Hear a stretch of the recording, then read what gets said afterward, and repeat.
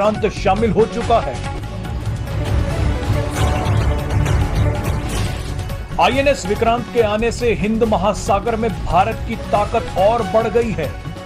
America, UK, रूस, चीन और फ्रांस के बाद अब भारत भी उन देशों की लिस्ट में शामिल हो गया है जिनमें स्वदेशी तकनीक से एयरक्राफ्ट कैरियर बनाने की क्षमता है।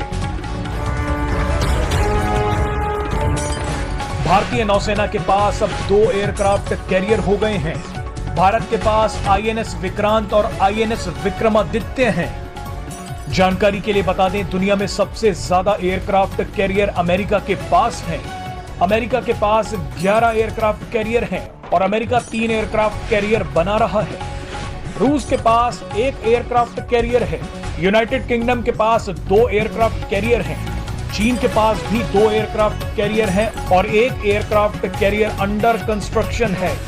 बहरहाल आईएनएस विक्रांत के भारतीय नौसेना में शामिल होते ही कई देशों ने इस पर अपनी प्रतिक्रिया दी है। रूस, अमेरिका, इजराइल, चीन और ब्रिटेन जैसे देश आईएनएस विक्रांत पर क्या बोले वो आपको इस वीडियो में बताएंगे। सबसे पहले आपको बताएंगे कि रूस ने क्या कहा। भारत में रूस के राजदूत डेनिस अलीपोव ने आईएनएस विक्रांत की कमीशनिंग में भाग लिया। रूसी राजदूत ने कहा कि यह भारत का पहला स्वदेशी विमान वाहक है।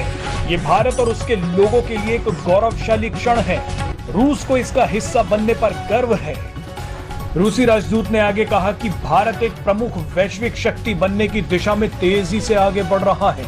उन्होंने कहा कि दुनिया को मजबूत भारत की जरूरत है।